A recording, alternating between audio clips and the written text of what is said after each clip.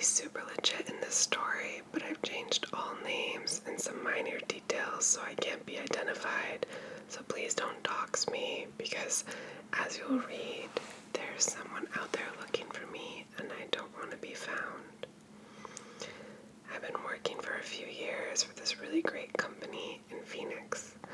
I started as a file clerk while in college, but my boss took a liking to me and offered me a full-time position in the company after I graduated with a pretty nice salary. So I recently bit the bullet and put my life savings into a very cute pre-World War II cottage bungalow in a safe, picturesque, historic neighborhood downtown, just a short walk from the office. This house has been remodeled beautifully with a new kitchen and bathrooms with chrome fixtures and a clawfoot bathtub. The hardwood floors are original, as are the steel casing windows with the original glass. It also has a working wood fireplace. I was so lucky with my house because my realtor's best friend was also a realtor, and she told her about the house, so I made an offer after looking at it, and the seller took it without ever putting it on the market. I felt like I had stolen it because of its location and the fact that the seller, a single man in his 50s, had parted with it so easily. He never counter-offered or had any demands. It's probably the easiest real estate transaction ever. Pretty early on after moving in, I was cooking dinner after work when I heard a knock on the door. I checked the ornate metal peephole, and there was an elderly, slender white gentleman on my porch. He was dressed in grass-stained old jeans and a flannel shirt. He looked a little haggard and sweaty, like he worked on a farm. He had a vacant look in his eyes and wasn't very friendly when I greeted him. I couldn't understand him that well either. He mumbled and spoke low and said, "I used to own this house." He knew things about the house, so he must have lived here at some point, but he wasn't friendly about it. In fact, he said he would mow my front yard for $20. It was getting dark, and I didn't want to talk to this creepy man anymore, so I just said, "No, that's okay, you don't have to do that. Why don't I see what I have, and maybe you can come back tomorrow and tell me more about the house." He just stood there, so I turned to get my purse to get him some money, and when I turned back to the doorway, he was gone. I stood there for a second with money in my hand. I figured he had been angry that I had said no and began to walk away from the door. So I poked my head out further, but he wasn't on the porch. I walked down to the driveway to see if he was by the side of the house, but he wasn't there either. Weird, but whatever. I had a housewarming party after moving in, and I had all my friends over. Everyone was having a good time except for my friend Katie. She was hanging out outside, so I went outside to clean up some cups in the backyard, and Katie was out there smoking a cigarette alone. She gave me some bullshit about having to leave, and when I complained that she had just gotten there and we hadn't had a chance to talk yet, she grabbed my arm and looked at me very seriously and said, "There's an old man in there." I didn't understand, so I jokingly told her there were a couple of old men in my house right now, but she didn't laugh. A few weeks later, I had been super excited to use my home's wood-burning fireplace, so I had my friend Nathan over. We were drinking wine by the fire like fancy people when we heard a buzzing noise coming from the fireplace. I leaned over the fire to see where the buzzing was coming from, but then suddenly, as I was laser focused on inspecting the fire, 6 big black carpenter bees fly right out of the fire, past my face, and into the living room. As soon as I realized that there were bees flying out of the fire, I screamed and ran out of the house, abandoning Nathan to his fate. 2 minutes later, Nathan comes running out holding a flaming log. He lifts it over his head and throws it on my front lawn. As soon as the log hits the ground, it splits open, and a swarm of black bees come flying out. Terrifying. The experience with the weird old guy and these fire bees all had me freaked out, so I was like, I need a roommate. I asked around, and my friend Kelly said that she needed a place, so I offered her the front bedroom. One night after Kelly moved in, we were walking home from our favorite favorite bar after last call, and we had almost made it back to my house when we noticed this guy walking behind us about 2 streets back.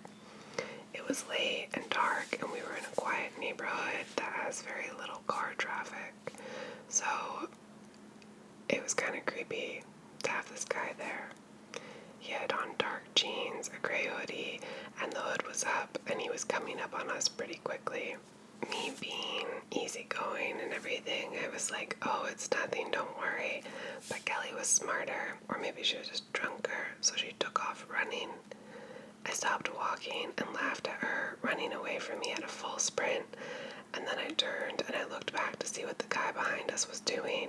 Suddenly he starts running towards me. So it was like a flight or fight response, and I just instinctually started to run too. Kelly was still running ahead of me, and I could hear his footsteps slapping on the pavement behind me, but they didn't seem to be that close. But this dude was running hard. I was too afraid to turn around to see where he was. I was trying to formulate a plan, but all I could hear were his footsteps getting closer and closer until it was all I could hear, and I knew he would be at my back in a few seconds. Up ahead, Kelly suddenly jerked to the right after passing a row of tall oleanders lining the corner yard of the first house on our street. I remember thinking, oh great, she's leading him to our house, and we're gonna have to fight this guy. I started to hear the swishing of his jeans as he came up behind me. As soon as I turned to the right to follow Kelly down our street, I was tackled from behind and taken down to the ground on the wet grass of the front yard of a house. As I was falling, time felt like it slowed down, and I mentally prepared myself to go wild on this guy. But as soon as I hit the ground, my kicks and punches began connecting with air. There was no one there. It seemed like I had just tripped and fallen. I was lying in the yard by myself, drunk and dumbfounded. I looked behind me. The running man had vanished. But I was still terrified, so I got up quickly and ran to my house. Kelly had made it to our front porch and was waiting for me. He's gone, I whisper-yelled to her as I ran up to her. We quickly went into the house and kept all the lights off, peeking out the living room window for the running man, but we never saw him. A few weeks later, it was late at night, and Kelly and I were chilling watching Handmaid's Tale when we heard a knock on the door. It was my neighbor Karen, so I invited her in, but she didn't seem happy. I asked her what was up, and she asked me if I was about to go for a run. I'm like, no, why? Well, I just talked to your friend who runs with you, Karen said. I was confused. Who? Karen goes, I didn't get his name. He was just outside looking through your window when I came to take out the trash. I asked him what he was doing, and he said he was waiting for you guys to come out. He said you go running with him. Immediately, I thought of the running man who had chased us down the street and then disappeared. I asked Karen to describe him, and she said he was wearing a gray hoodie. I asked her what happened to him, and she said she didn't think he was our friend, so she came right over and knocked on our door, and when she turned to look back for him, he was gone. I called the police. I told them about being harassed by this guy, and they took all the information I had. I wanted them to come by to take our statements and look around, because I felt like if he saw the police at our house, he might leave us alone. We waited up all night. We saw a police car drive up and back down the street, and then park at the end, sit for 5 minutes, and then take off. The next morning, I called the Phoenix PD and filed a complaint, but I've never heard anything back from them. A few weeks after this incident, I was doing some yard work, and I went to look at the side of the house Running Man was caught peeping into, and right in front of my bedroom window, on the ground, were 4 fresh-looking cigarette butts. Kelly recently moved out last month, and it terrifies me to come home to this place alone. I can't sleep, and now I have awful sleep paralysis nightmares where something is trying to get into the house. I wanted to be able to use this house for my future family, but now, honestly, I just want out. The next story is called Nope Forever Woods. I made this account purely to participate because I had a recent weird experience. The This story is from about 2 months ago. I have no clear explanation for what the hell happened, and it took me 3 attempts to work myself up to remembering it in enough detail to write it down. Here goes. My husband and I are moderately unambitious hikers. As in, we enjoy going for a bit of a hill climb in the morning and then visiting a local brewery or something in the afternoon. In about mid-August of this year, we decided to head to a nearby Civil War battlefield. We live in Virginia, and about 85% of our parks seem to have been Civil War battlefields, so this isn't considered a strange thing. A friend of ours and her 2 kids were visiting from PA, so we invite them to come along. And by PA, I mean Pennsylvania. The group is composed of me, my husband, our friend who I'll call Sarah, and her 2 children. Tyler is 14 and Alice is 11. We set off on one of the marked trails, but it's more difficult than we anticipated. We scramble up and down about 3 heavily wooded hills, about 40-degree inclines up and down, on trails that are eroding pretty badly thanks to all the recent rain. We stop at the bottom of hill number 3, looking up at hill number 4 from a bridge over a creek to catch our breath. Sarah and the husband are both trying to stay positive. Alicia is huffing and starting to whine, and Tyler clearly thinks we're all idiots and wishes he were anywhere else. Admittedly, he's a 14-year-old boy, so he's always on this kind of attitude. While Sarah and the husband are working to rally the troops, I'm retying my boot and craning my neck to see if there's a secondary trail that's a little less vertical that we could follow. At which point, I see him. Now, it should be noted that we have seen no other hikers until this point. That's a little unusual, as this park is not far from town, but we've clearly taken what is more of a nature trail than the flatter, better maintained historic trail to the battlefield and cemetery, so I'm not initially concerned by the appearance of this new person. Quite the opposite, actually. I've been worrying for the past 30 to 40 minutes that we've lost the normal hiking trails and have been mistakenly following temporary stream cuts over a hill and dale. In my newfound enthusiasm, I wave at the figure, who is too far away from me to make out features, except I kind of can see what they're wearing. I think it's long, dark trousers and a long sleeve shirt. As I do, my husband says, "Honey, who are you waving at?" I turn and say, "That guy," pointing to the top of the hill, but he's no longer visible. I shrug it off, thinking he must have started down the trail. We finally make it to level ground about 20 minutes later. The hills are beginning to thin out as we walk along a long ridge. We stop for another breather/water break at the first historical placard we've seen in the park, as Sarah reads aloud about General Whomever and his exploits in 1860-something. I notice Tyler standing about 5 feet away, looking back down the path. I wander over to check up on him. "Who's that?" he asks me as I get close, pointing down the trail. "He's acting weird," Tyler says. I remember feeling my scalp shrink up a little bit under my hair as I say, trying to sound unconcerned and like the responsible adult. "Weird how?" Tyler says, "I think he's crawling or something. Look." Now, I really don't want to look, but there's still a possibility that Tyler might be messing with me because he's bored and 14. So I look, and I don't see who Tyler is seeing for a minute or so, until I look at the ground near where the trail levels off at the top of the hill. There's a dark, man-shaped thing laid out on the ground, kind of belly crawling. This is the point where I realize 2 things. 1, I cannot make out any features of this person. Not clothes, not face, nothing.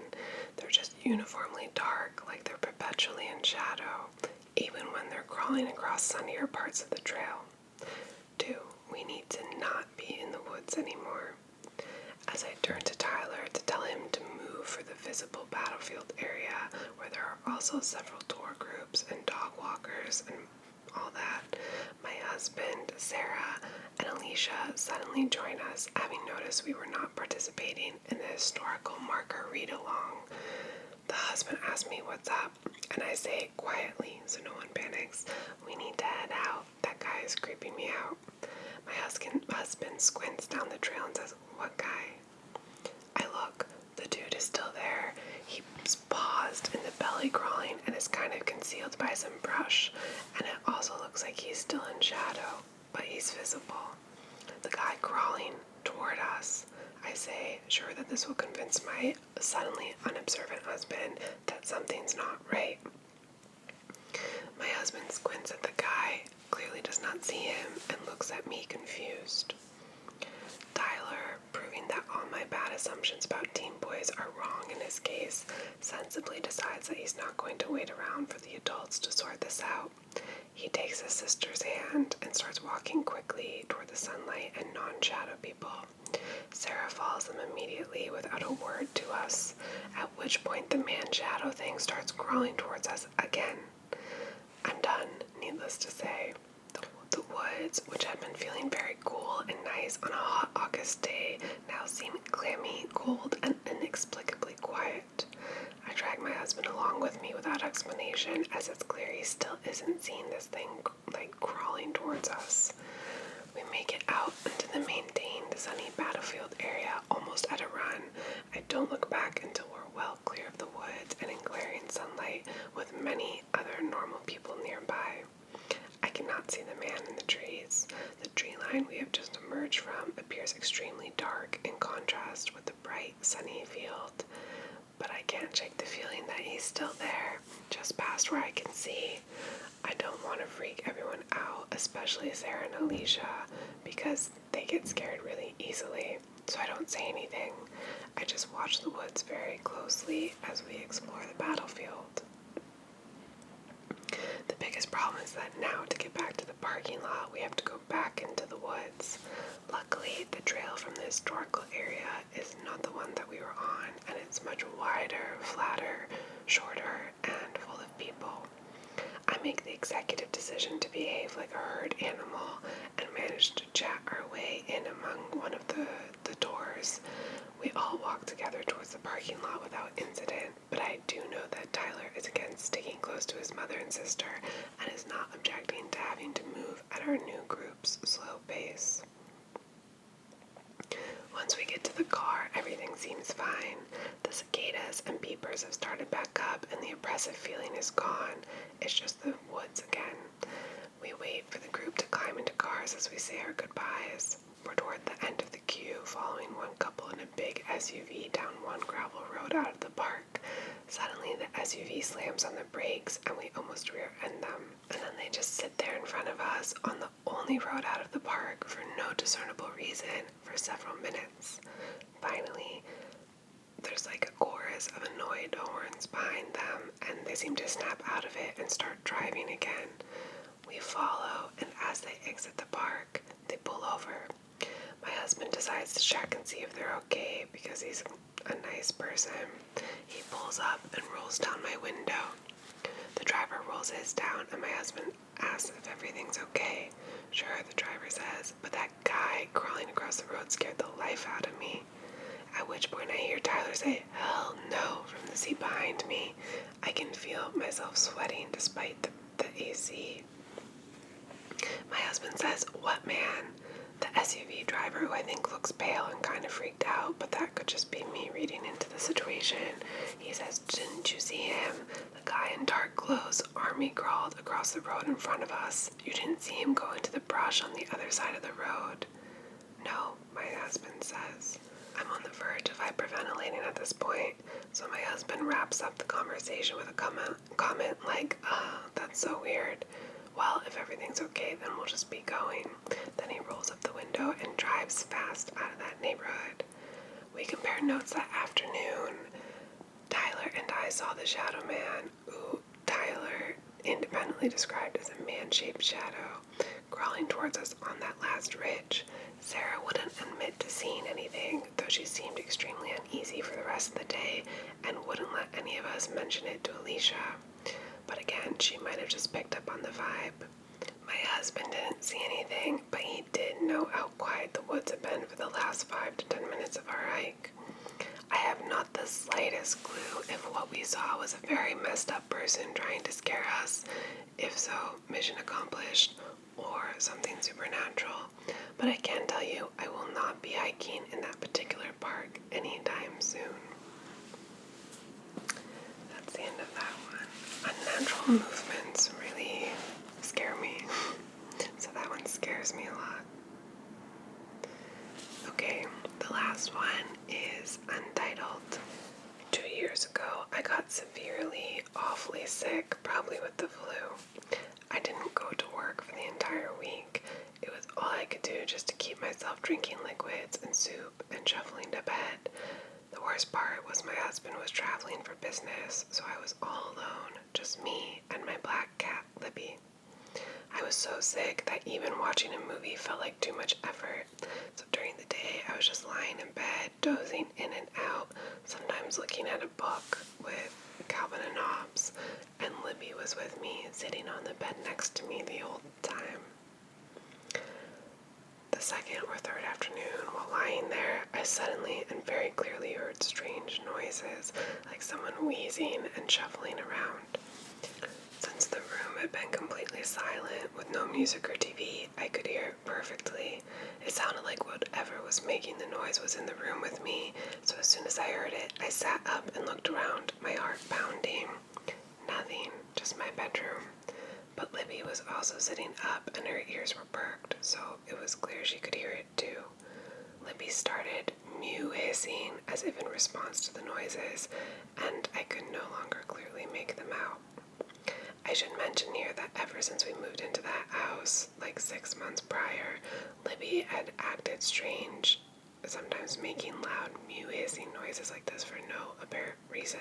We had even taken her to the vet because this behavior was so unlike her, but they couldn't find anything wrong and said maybe she was feeling anxious from the move and to give it time. But we would often find her upset and mew-hissing when we came home from work, and it would be a while until she settled down. Libby left the bedroom and went to the kitchen, still making these noises, and she didn't stop in there for at least an hour. I was freaked out, but I was also really sick and tired, so I just ended up falling asleep. When I woke up, everything was quiet again, and Libby was sleeping on the bed next to me. You might think those noises would have made me too scared to stay there, but I somehow convinced myself it was nothing, just the house settling or something like that. I was too tired to think about it, to be honest, and I was basically like, whatever it is, I'm sure it's nothing. I don't believe in ghosts, and I tend not to get too scared, so I was just like, don't get worked up, it's nothing, it's nothing. I didn't even mention it to my husband when he texted me to see how I was doing. Plus, I was so tired and out of it, all I wanted to do was sleep. But the next day, mid-morning, I was awake in bed, kind of petting Libby and not really thinking about anything, when I saw her go really tense and her ears stick up. Then I heard it too. Noises, like really clear this time, like it was in the room with me, something moving and what sounded like labored breathing. Wheezing, actually. This time the hair on my arm stood up because the noise sounded so close and it sounded like a human. Libby started hissing and mewing again, really loud and incessantly. I got out of bed and started getting dressed. I'm not sure what I was going to do. I was just really freaked out when suddenly, clear as day, a male voice really loudly and angrily says, "Shut the F up, you piece of shit." I freaked out. I grabbed the still hissing Libby and put her in her carrier, grabbed my purse, and ran out of the door, not stopping until I got to my car in the driveway. Then I booked it out of there. I was basically hyperventilating. I was so scared. I called my husband to tell him what happened, and then I checked into a hotel. My husband called his 2 brothers who live in the same town, and they went to our house to see if they could find anyone there or anything like that, but nothing and no noises. One of them said maybe I was having an auditory hallucination from being so sick. I stayed at the hotel until my husband returned a few days later. But before he picked me up, he decided to go into the house with his brothers to do another and more thorough examination because he didn't think it was a hallucination. So the three of them looked in all the rooms, even under the beds, and they see no sign of anyone being there, no sign of forced entry. But eventually, one of them gets the idea to check the crawl space. There, they do not find anyone, but they do find blankets, pillows, empty chip bags, porno, magazines, liquor bottles, and some of the liquor bottles were empty and some were filled with urine. We had actually had the crawl space completely redone after the inspection, so it had LED lights all along the inside, and it's pretty well insulated with plastic from any water. So as soon as they turned on the lights, they could see someone had been there. It looked like most of the items were positioned under the side with our bedroom in the kitchen. That's why the noises seemed so near, because they really were. They called the police, who came over and wrote a report and took pictures. We decided to stay with my husband's brother's family for a while because I was too freaked out to stay at home. At the advice of the cops, my husband set up a hidden camera in the crawl space to see if the guy would come back. He didn't for several days, and so we thought maybe he had figured out his spot had been found. But then, footage. My husband watched it. I couldn't bring myself to do it, so instead I sat next to him at a table, listening. He said, "Oh my God, I know him. Look." So I do. It's the assistant of the guy who renovated our crawl space. I remember him because they were there for over a week working on it, and even back then he gave me the creeps. Turns out, once the cops pursued it from here and arrested him, it turns out he had been fired from the job not long after assisting with our house. He didn't tell his family about it and was instead spending his days, at least sometimes, in the crawl spaces of the houses he had helped renovate. To think my cat Libby was trying to tell me that all along. So that is the last scary story for tonight. Let me know which one you thought was the scariest. I know what I think is the scariest